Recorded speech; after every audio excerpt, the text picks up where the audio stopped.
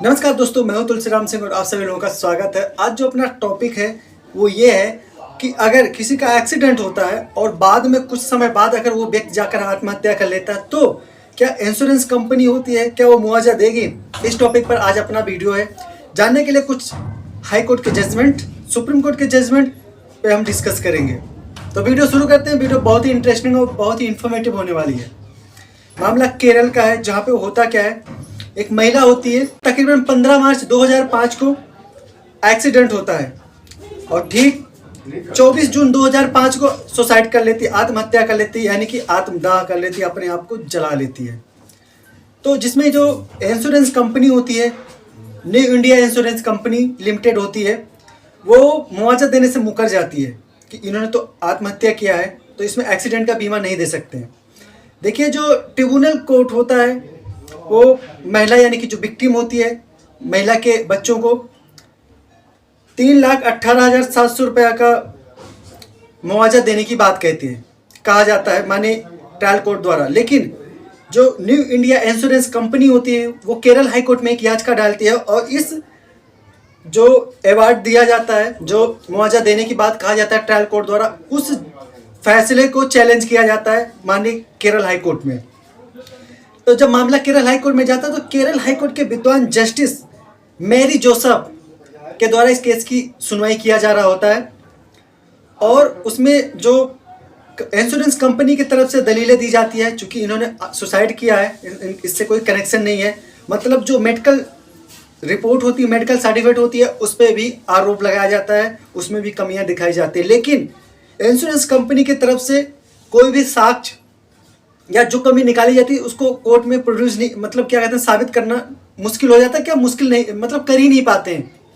और जब साबित नहीं कर पाते हैं, केरल हाईकोर्ट के विद्वान जस्टिस द्वारा कई सारी बातें कही जाती है, उसमें से मैं कुछ महत्वपूर्ण बातों पर आप लोगों को बताना चाहूँगा। केरल हाईकोर्ट के द्वारा कहा जाता है कि माँ की जो होती है, यानी जो महिला होती है, उसके सर में चोट आने के कारण से उनका मानसिक जो संतुलन था वो काफ़ी बिगड़ गया था, इसलिए उन्होंने सुसाइड किया। साथ में जो महिला होती है उनके बच्चे द्वारा भी जो स्टेटमेंट दिया जाता है उसमें भी क्रॉस एग्जामिनेशन के बाद में भी कोई विपरीत रिजल्ट नहीं आता है।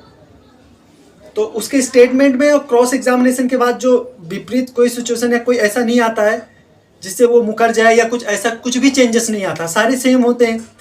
और ये बात बिल्कुल सही होती है। जो मेडिकल रिपोर्ट के अनुसार माँ के टेंटोरियम सेरेबेलम एक पार्ट होता है जहाँ पे बहुत ज़्यादा गहरी चोट आती है, जहाँ पे आंतरिक ब्लड का स्राव भी होता है, मतलब बहाव भी होता है।